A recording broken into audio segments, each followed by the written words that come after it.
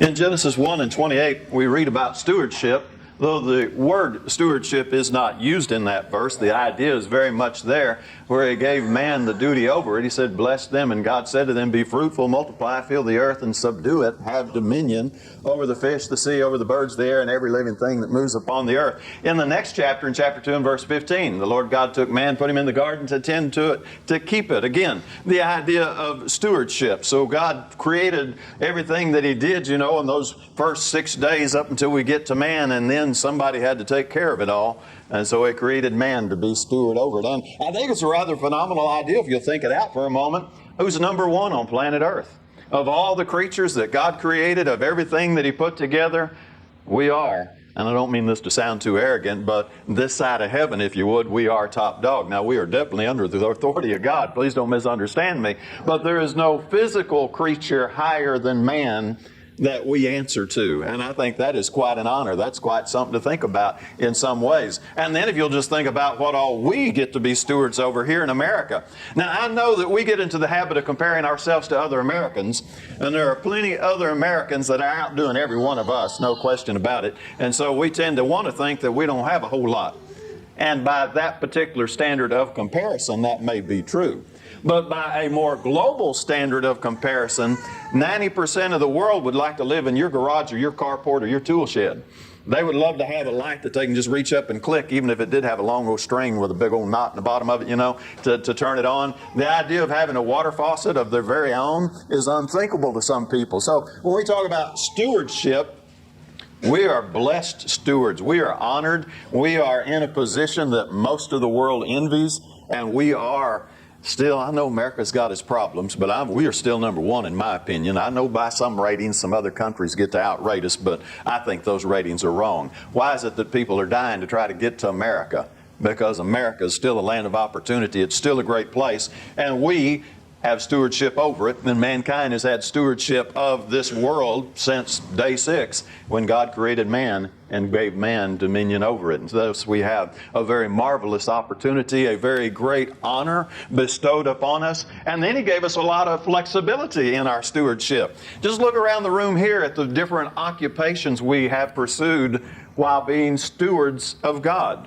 And look at the different avenues of hobbies and interests that we have had, all while being faithful stewards of God. You see, there's a lot of area that we have to move around in and appease, maybe satisfy our personal desires and tastes, which is a wonderful thing. It's great that we don't all have to dress exactly the same, like exactly the same football team. That'd be tough if you were on one of those borderline congregations, like Arkansas-Oklahoma border or something.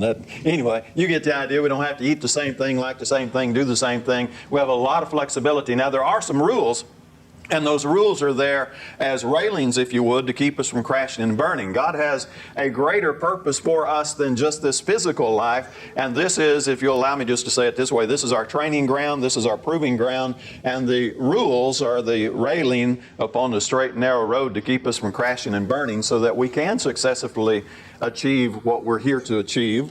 And basically, I'd say that's Ecclesiastes 12:13. But they're there to help guide us onward so we can be successful in this life and enjoy victory hereafter. All of that can be described as stewardship. Now, you could choose a different word to describe it if you want, but we're going to take the stewardship angle this evening, and we're going to look at 4 aspects of stewardship. Our last one will be our closing point, and so we'll just run through this. We're going to talk first a moment about the seriousness and scope of stewardship, and it is serious because whether you believe it or not, we all do appear before the judgment seat of Christ. Even, well, he's gone now, Carl Sagan. He's already found out that although he was rather intriguing when he said billions and billions of years, and I'm terrible at imitation, so I'll give it up. But when he used to say that about the universe being so many billions of years old, he found out, there's a creator. And imagine, he stood before that judgment seat of Christ, just as all atheists and evolutionists before him have stood before the judgment seat of Christ, and we will all stand before the judgment seat of our Creator and give an account of the deeds done in the body, and it's going to be everything that's done in the body. Now, for that point, I've decided to use Matthew 12:36 and just emphasize that there's no time where we're off the clock. Now, those of you who are in my class this morning, you'll recognize these comments from this morning. But no matter what you're doing, what you're saying, whenever it's happening, You're always under accountability to God. There's no place in your life where you could say, well, wait a minute, let me get over here. Because you see this little area over here? When I'm in this far corner of the stage, it doesn't count anymore. I'm off bounds right now, so I can say or do anything I want. And there's no place, there's no time. Sharon and I, we drive along, and after she's through checking her iPhone or Facebook, I don't text or Facebook while I'm driving because I'm a safe driver. But after she's through doing it, because she's in the passenger seat and she sets her phone down, we talk and we chit-chat, just like all husband and wives do. And most of it's pretty trivial, harmless stuff. Now and then we puzzle over some things that we see in life. But everything that is said, even in that private confidence between husband and wife, is still part of our stewardship. Now, it may not all be sin. I'm not trying to imply that it is necessarily any of it sin. I'm just trying to say every time my mouth moves, that is part of my stewardship for which I'm accountable. Every time I do something or don't do something. Remember James 4, I'm going to get my exact verse wrong, I think it's 14. He who knows to do good and does not do it, to him it is sin. Everything. There's no place you get to say, well, no, I was off the clock then. As stewards, we were on the clock until we die, as a rule of thumb. Now, if you lose your accountability and you end up bedfast and incognitive or whatever, then that'd be a different story. But otherwise, we're always on the clock, and everything counts. It's all stewardship. That's why the graphic in the corner says stewardship, a way of life, because that's actually what it is. It is a way of life. It is what we do 24/7, 365 days a year. And people who get that and understand it and start cultivating the stewardship the way they ought to have a really enjoyable experience in the whole stewardship, Christian discipleship, however you want to say it, experience. Those who don't, they could have a good time for a point. But then they come to that judgment seat of Christ and things take a turn that will not be pleasant. So everything counts. We have a problem with thinking that, well, I went to church Sunday and church is church, but now let me tell you, Monday's work and work is work, and them are different rules over there. Well, I understand that's the way most of the world thinks, and that may be some of what some of the religious world teaches, but that is not biblical Christianity. Our stewardship, as I've already said, is 24/7, 365 days a year. There's no off the clock anywhere, anytime. When I'm at work, I'm at work. And if my employer would ask me to do something that was unethical or inconsistent with my Christian stewardship, then it's time for me to say, I'm sorry, but I cannot do that. And it's not time to get mean or stupid or sarcastic or smart-mouthed. It's just time to say, I'm sorry, but I can't do that. It's against my religious convictions, or however you want to say that to your boss. But you continue to show him the respect that's due him, but you understand that even on the job, I'm doing my job, as this passage says, I'm doing as unto Christ. Look at verse 5. And with fear and trembling and sincerity of heart, as to Christ, in verse 7 also, and with good will doing service as to the Lord, not to men. And so that's what we do 24/7, 365 days a year. As Christian stewards doing our stewardship, we continue on and we understand this is serious. We all stand before the judgment seat of Christ and give an account of the things done in the body, and even the little bitty things. And I thought, okay, what's going to work good for an example of the little bitty things? How about the widow and her two mites? Awesome stewardship there, wasn't it? That was just little bitty, nothing as far as man was concerned, but it was wonderful as far as God was concerned. There was also the passage that I thought about, if you give someone a drink of water in my name, you won't lose your reward. Or I thought about Dorcas also and how she was so beloved, and Peter actually raised her from the dead because she was such a good steward, especially as far as the poor were concerned. And so God raised her from the dead that she might continue to bless the people in her very small community. And so it doesn't have to be phenomenal. So many times we want to say, now when I've got something big to do, I'm going to do it. But right now I don't have anything big to do, so I'm not going to do anything for the Lord. It doesn't matter what we're doing. Even if it's just the widow's two mites, if it's just that phone call like so many of you do make, to encourage somebody, to ask about somebody, to ask how did that surgery go, how's your mother doing, how you do it. Brethren, all of those things, all of those seemingly little bitty things that didn't cost a lot of money, if any money, that's good stewardship. That's the widow's two mites. And just as God looked down upon this widow and her two mites and spoke so complimentary of her, when we do the little things that we do, God is also smiling upon us. And so it doesn't have to be big. It doesn't have to be something that wows other people. It's just a continuing way of life daily stewardship practice where we go about doing good unto all men as we have opportunity. That'd be Galatians 6:10, wouldn't it? And so that's what we do. And it's all very, very serious because as we've studied in other lessons, the way we treat each other, God looks at. Because as he said in the passage, I believe it's Matthew 25, I've checked this one out on me, but I believe chapter 24, he said, I was in prison and you visited me not. And then he said, I know you visited me. And they said, when did we do it? And he said, inasmuch as you did it unto one of these, the least of my brethren, you did or did not do it unto him. And so the way we deal with each other, very, very, very critical aspect of our stewardship, but it doesn't have to be profound things. It can be just the widow's 2 mites. A kind word, an encouraging pat on the back, a ride to the store, just the everyday things of life. It can be any of those things.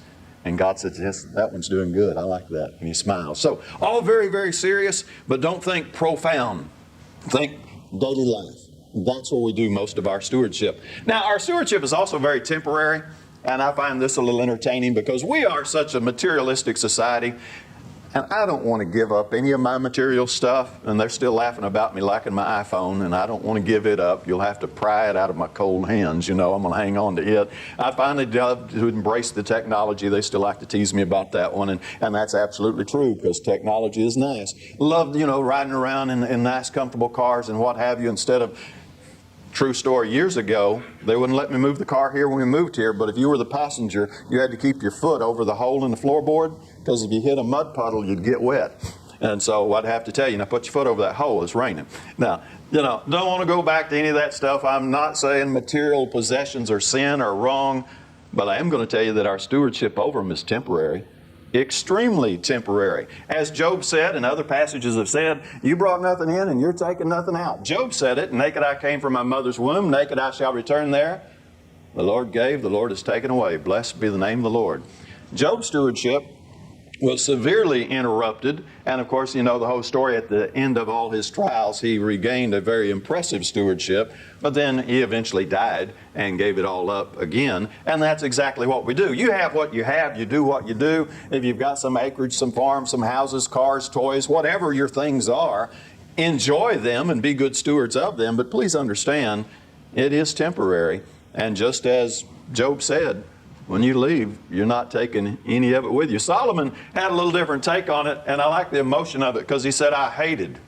And I kind of wonder if he's not kind of disgusted with Rehoboam or something in anticipation. You remember, Rehoboam is the son that inherited the kingdom and then made the really wise political decision to raise taxes and split the kingdom.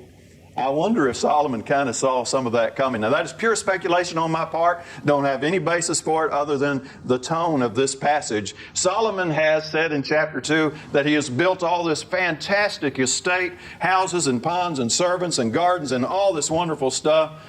And he said, then I hated all my labor which I had toiled under the sun because I got to leave it to the man that had come after me. And historically, that was Rehoboam. And who knows whether he will be wise or a fool. Yet he will rule over all my labor in which I have toiled, in which I have shown myself wise under the sun. This is also vanity.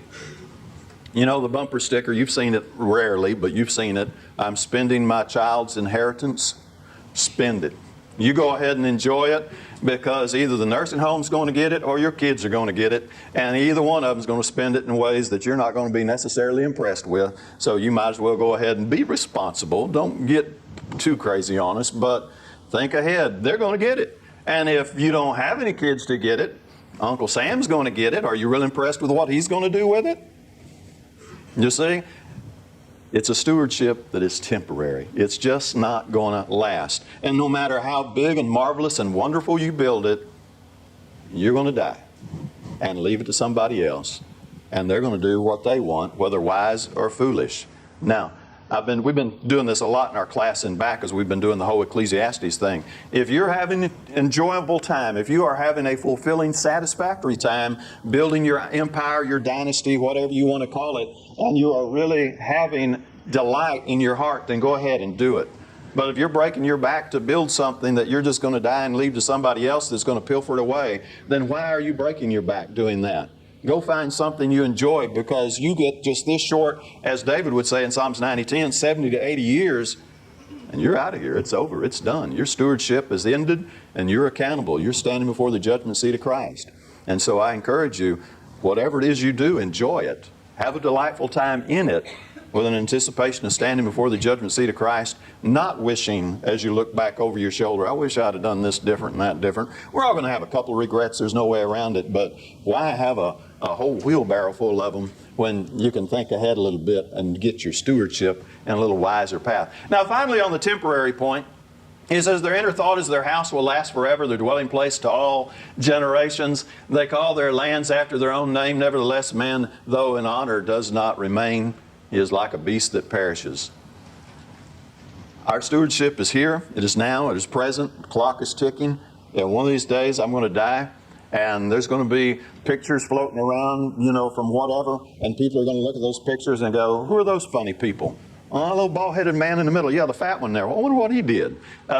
And that's where we end up. Drive in the old part of town and look at the old houses. Drive down Cherry. The folks that have lived here a long time tell me that used to really be the street to live on. And look at the old houses. A couple of them have been restored, but so many of them are falling apart. Man thought their houses would last forever. And I think here actually he's thinking more, not the physical house, but the dynasty is the word I would use, that kind of thing, the empire. But it doesn't, does it? Solomon built the most fantastic kingdom Israel ever knew. What became of it? We're not really sure. Outside the biblical record, we couldn't prove a whole lot to you, if anything, about Solomon. Joseph, one of the greatest in the land of Egypt, number 2 to Pharaoh. The only one above him was Pharaoh.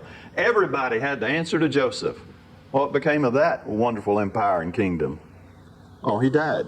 And they forgot who he was and imprisoned his people, enslaved them, and killed the young men because there were too many male children being born.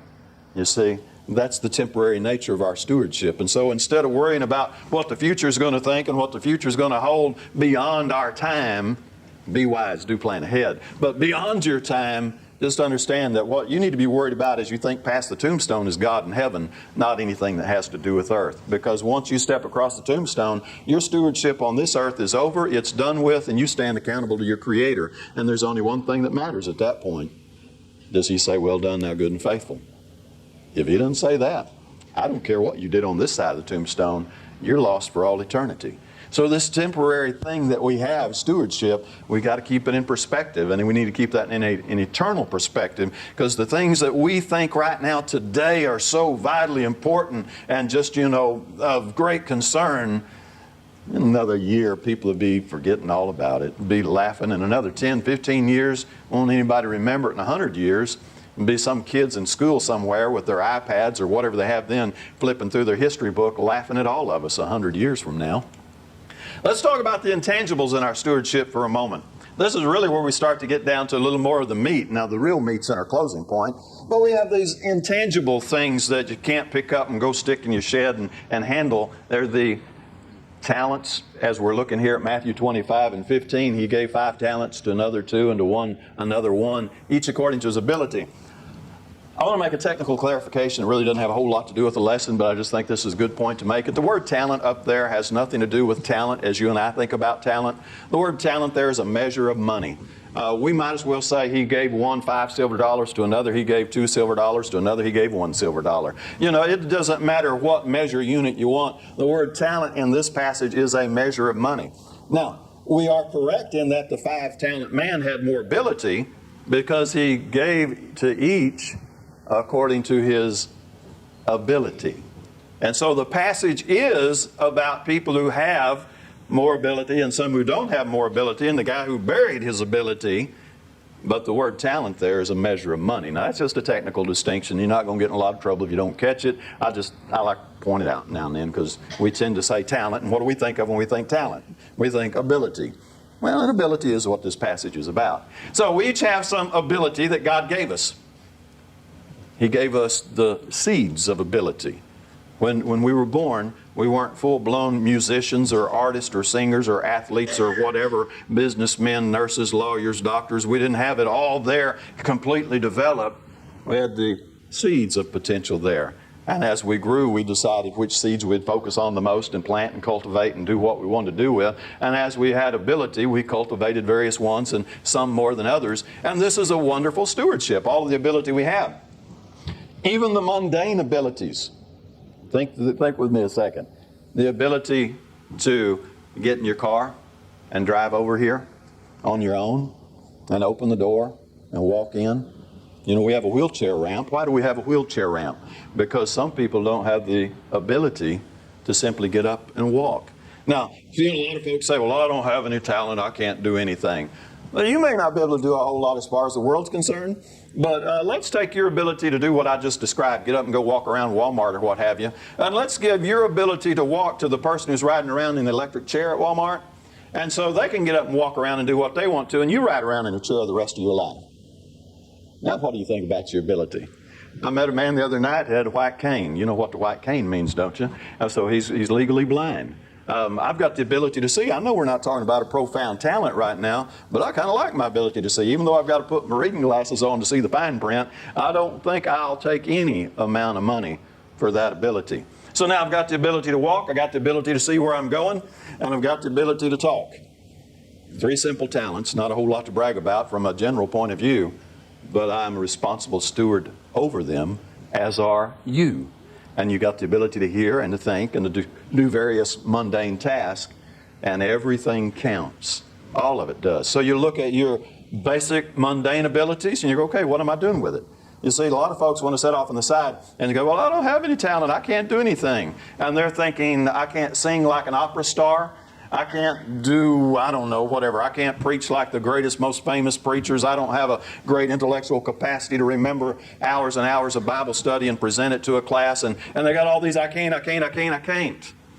The majority of us soldiers are just foot soldiers that do the basic things that really make the Army run. Because if you took all the, I think the term would be buck privates out of the Army, and had nothing but officers, what kind of military would you have? Wouldn't be a whole lot to brag about, would it? Wouldn't be a whole lot getting done either, you see. And so we take these basic talents, intangible as they may appear, and we say, okay, this is part of my stewardship. I'm going to deal with it. And again, you need to prize it, because the things I mentioned, even though they're not profound in our society, how much would you sell your eyes for, your ears for, your legs for? Wouldn't sell them for anything, would you? Sell your arms and not be able to hug your grandbabies again? Are you kidding me? No way. That's never going to happen. And so we look at our intangibles. Proverbs 19 and 14. Women, write this one down. You're going to want this one on the refrigerator. Houses and riches are inheritance from the fathers, but a prudent wife is from... Ladies, where'd you come from? I'm giving you the benefit of the doubt that you're prudent. Where'd you come from? You came from the Lord. That's what Solomon said here in Proverbs 14. That's what you've got. So now, men, we've got a relationship with our sweetheart, with our love, with our passion. And we are the head of the house. We're the king of the castle. And as the head of the house and the king of the castle, and yes, I said that with my wife sitting right here in the audience. Most places, folks would look at me and go, yeah, your wife's not here. I know why you're saying that. No, I am the head of my house. And it's not because she told me I could say that. It's because that's the way God set it up. And thus that all becomes part of our stewardship. That's my role, my responsibility, and my wife has her responsibility. And of course, we'll extend that on in just a moment. We'll talk about the kids too. Again, though, it says, who can find a virtuous wife? For her worth is far above rubies. And so you've got the intangible thing over which we have a very serious stewardship. And if you'd like, add Ephesians 5:25 to the end of the chapter. I believe that's verse 33 to the end of that chapter, where it says, women, obey your husbands. And it says, husbands, love your wife as Christ loved the church, that whole passage. And that all becomes part of what we do. And if we don't do that right, we stand before the judgment seat of Christ one day. And Psalms 127 and verse 3 is really what I want to focus on. Children. You know, I know sometimes you want to pull your hair out. And sometimes you want to take them back and trade them in for a different model and things like that. I mean, that's just what kids are supposed to do. Somebody said your parents raised you as far as they could, and then your children finished raising you. I don't know if that's true, but I can kind of understand that a little bit. And yet they're a blessing that are from God, and they are part of our stewardship. And Ephesians 6:4, I think, would point out that stewardship element even better. Raise your children in the nurture and admonition of the Lord. And so it's all very intangible, and we could add some things to the list, but that's all we'll do right now for this evening. But you have all of these things that come into your life that you really can't quantify in a dollar value sense like we like to do in America so much. They're intangible, yet they're extremely important in the way that we discharge our stewardship before God. And now, to get to the core of the lesson, if you would imagine a dartboard, we're getting ready to do the center. We're getting ready to do the bullseye now. We've talked about some generalities, and we brought it in a little tighter, and we talked about the temporary thing, we talked about the intangibles. But why all of this? And this is our closing point. But why all this stewardship stuff? Why did God put it together? How many times do the philosophers sit around and wonder, what is the purpose of life? And my standard answer is Ecclesiastes 12:13, fear God and keep His commandments. But that really still leaves it a little bit undone, doesn't it? Because there's more to it, and that's the bullseye. And we can hit the bullseye, and I believe it just takes 4 verses to do it. Now we have 4 verses to do it. Matthew 16:26, what will it profit a man if he gains the whole world and loses his own soul? Now, you might have to meditate on that. You might have to take that home with you. I'm going to try to say it. But that's the bullseye to the whole stewardship thing. Why are we required all of these stewardship elements? And I would include environment, our responsibility to the animal kingdom, to nature, to our community, to our extended family, which that can be challenging sometimes, to our immediate family, everything that comes under the umbrella of stewardship. Why? This verse is starting to point you to the why behind that. The why behind it is that we don't lose our soul. I said at the opening, this is our training. This is our launching pad. This is our proving ground. The stewardship is our boot camp, if you would, to use the military analogy, and we're in training. And that is what our stewardship is. Now let me give you a verse that will speak a little clearer to this, and we'll take just a minute to walk through it. He says, he who's faithful in what is least is also faithful in much. Principle there that we point out from time to time that I think is quite interesting. He who's unjust in what is least is also unjust in much. In other words, lie to me in a little bitty thing, you lie to me in a big thing. Find somebody who's going to be faithful, minding the pennies, the jots and tittles, you'll find somebody you can trust with something bigger. Now that's the idea of the first verse there, but not really the point I wanted, but you need to get that. Therefore, if you've not been faithful in the unrighteous mammon, okay, I've been talking about stewardship, right? Material stewardship, intangible things, relationships, which are all temporary and earthbound, even though they call them marriage and unrighteous mammon, you're going to go, that don't sound right. Wait a minute. My marriage is till death do we part. And when one of us dies, that marriage is over. I mean, my love will still linger in my heart for her if she leaves me first. But as far as God's concerned, that was the end of it. It's done. I'm not going to be her husband in heaven. So there's still an earthly side thing. Now, if I haven't been faithful, whether we're talking about absolute material things or the intangible things, the unrighteous mammon, as he says here, then who's going to commit to my trust the true riches? Now, if on this side of the tombstone that's not the true riches, then where am I going to get my true riches? What is the testing, the proving, the training, the learning to getting those true riches? Read it again. If you haven't been a faithful, let me reword it a little bit. If you haven't been a faithful steward on this side of the tombstone, why is God going to give you eternity in heaven? You getting the bullseye? If you're not faithful in the unrighteous mammon, who's going to commit to your trust the true riches? If you've not been faithful in what is another man's? This all belongs to God. We could bring up several verses along that line. Everything we have is His. If I didn't deal with it right, Jesus said, then who's going to give you what is your own? Where are you going to get your true riches? Your lasting, eternal riches. Where do they come from? No one can serve 2 masters. You love the one or hate the other. Are you seeing the bullseye? All of this stewardship stuff that we do is vitally important, not because it has any lasting significance here on planet Earth, but because it has a lasting significance in eternity. And that's where it all aims to. Well, I know my last 2 verses, so we're okay. 2 Peter chapter 3 and verse 10. He said, the end is going to come, and it's going to be everything destroyed in fire.